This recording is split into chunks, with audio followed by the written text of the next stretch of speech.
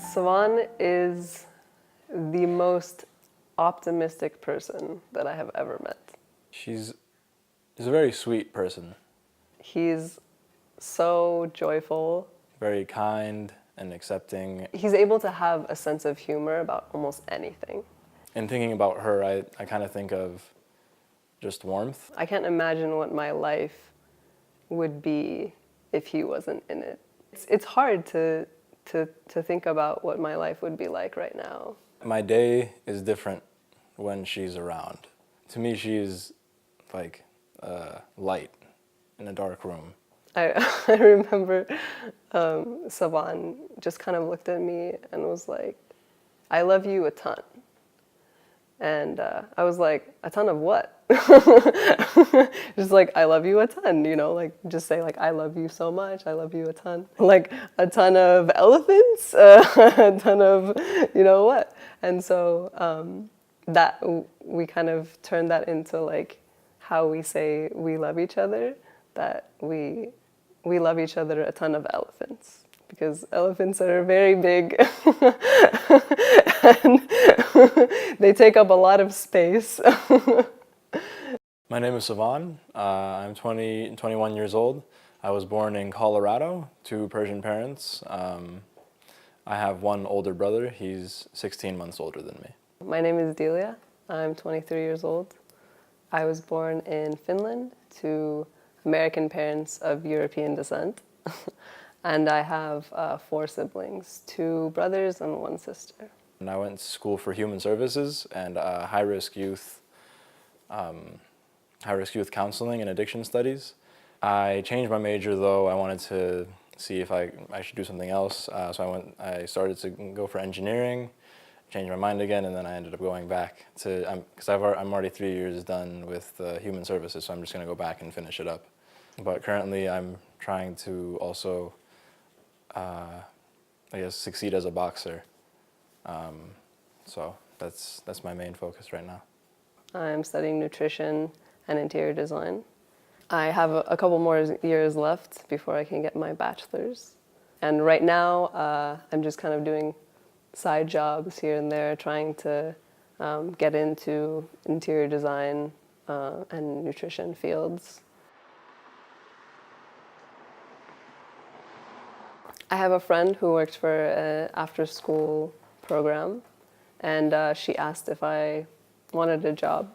You know, it was like a part-time job. It was flexible hours. So I started working for this company, and I had to go to the office for a meeting, and we decided to go out for lunch, and she said, "Oh, why don't we invite Savon to come along with us?" We had already heard of each other, but we hadn't actually met yet. We went to like similar gatherings and similar spaces and just never saw each other in them. And we also worked for the same company in different schools.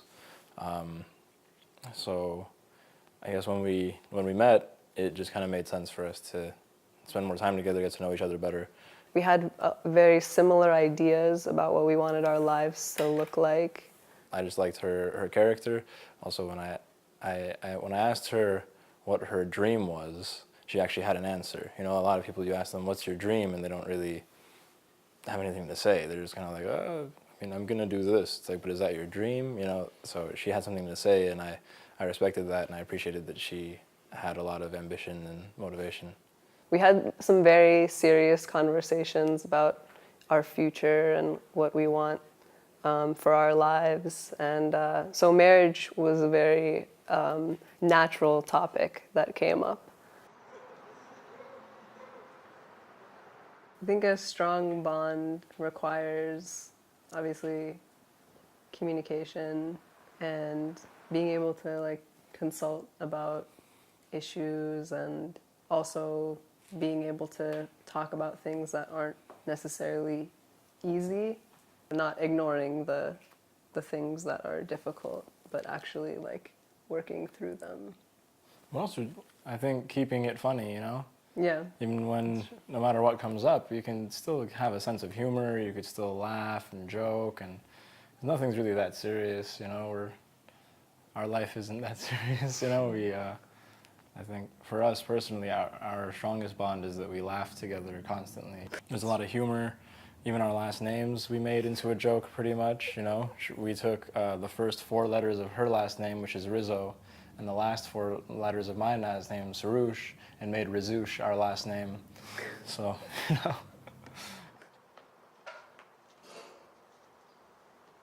My parents didn't have any problem with my getting married early because, well, I mean, at first, you know, we talked about it before.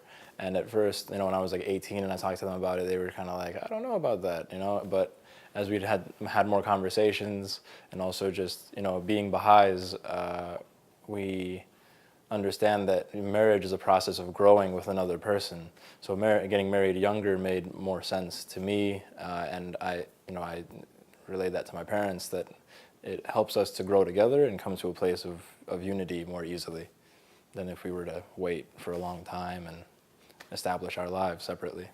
So I called my parents to, well, ask them first for consent, of course, more or less. But I mean, I was also more excited to tell them I want to marry this person. And they were really excited to hear that. My mom got really excited, you know. My dad also, you know, he was very excited. They were immediately on board with it. There was one time when, you know, we were just like hanging out at his house in the living room, and he had just made some food, and so we were just sitting on the couch just talking, and then he gets off the couch and like goes and like kind of sits on the floor like on like one knee, and I thought maybe he had dropped something or something, and so I got off the couch and sat on the floor. I thought it was a reasonable time, and I got off the couch and got on the ground, you know, to like get on the one knee and ask her if she would marry me. And I said, yeah, I thought that's what we were doing. I was like, well, I've asked my parents, so I mean, do you want to do it, like, you know, in the next few months? I called my mom and I told her about it, and I asked her how she would feel about a summer wedding, and she would be like, oh, that would be really nice. And I was like, how about this summer? And then she was like, oh, okay. And so I asked her for consent, and then a little while after I called my dad and asked him, and he was like, okay, if that's what you want to do.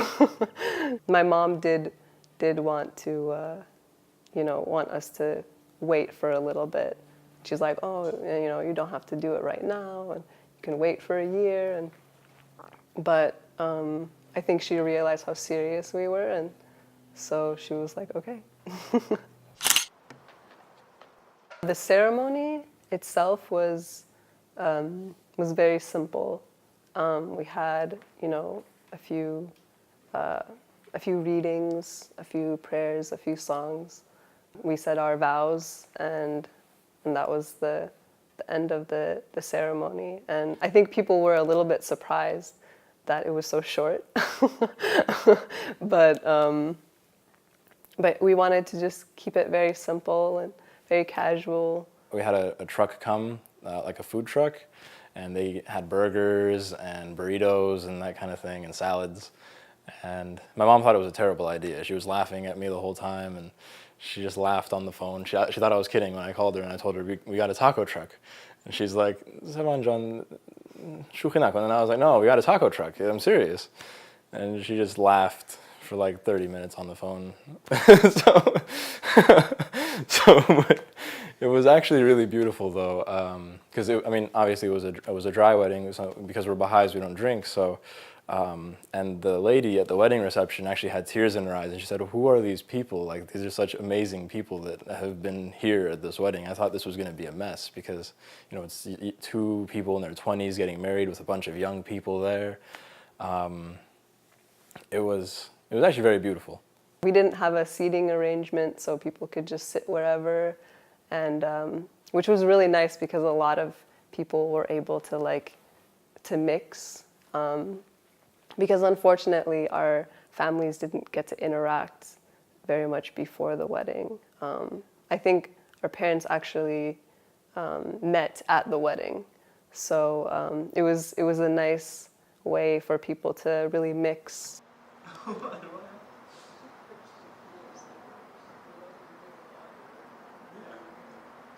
I think as well, spouses to one another, our duties are to live as complete whole individuals ourselves, and then just do that together and make sure we stay in union. I think that our roles as spouses are to, like Savon was saying, like be, individuals, but be able to work together as one soul. So everything that we do, any decisions that we make, whether we like it or not, is going to affect the other person. So we always need to have that other person in mind. I think our beliefs make our relationship what it is.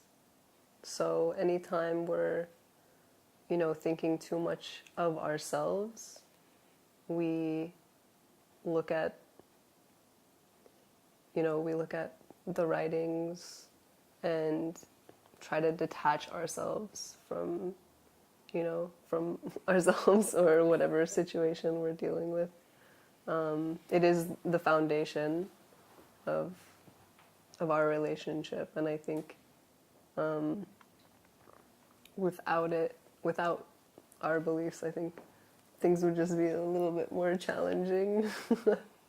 And yeah, honestly, I think it'd be a lot more challenging because, if something happens and I think about myself first, I'm going to be a lot more upset, than if I think about something happens and I think about God first and then think about the situation just becomes kind of a joke, because, it doesn't really matter if I view it as a test, then I appreciate God for giving me the test. If I, in the grand scheme of things, it's nothing. So I think our beliefs give us a lot of strength.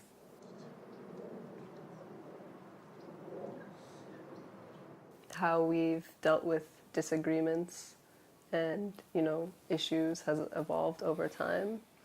I think before we used to take things a little bit more personal when, the other person would, say something that we didn't like, or we felt like it was like a personal attack. But I think over time we realized, not to take things so seriously, have a sense of humor about it, and approach things very calmly, and just, ask hey, can I talk to you about something, that's been on my mind, or whatever. Every once in a while, when we're not at our best, that doesn't always work out, but we're still always able to find our way back. Sometimes we'll just pause and be like, okay, what's going on here? Are you hungry? Are you tired? It's usually the problem in reality. I think usually if we've eaten and slept well, it's just, if something comes up, it's small, minor, hey, can you pick up your socks when you leave them on the floor? And I'm like, yeah, I could do that. Smooth sailing. Sometimes when I get inside my own head, he reminds me not to take things too seriously, and I really appreciate that about him. It's a different kind of love, it feels like, it's kind of like our essences are almost intertwined.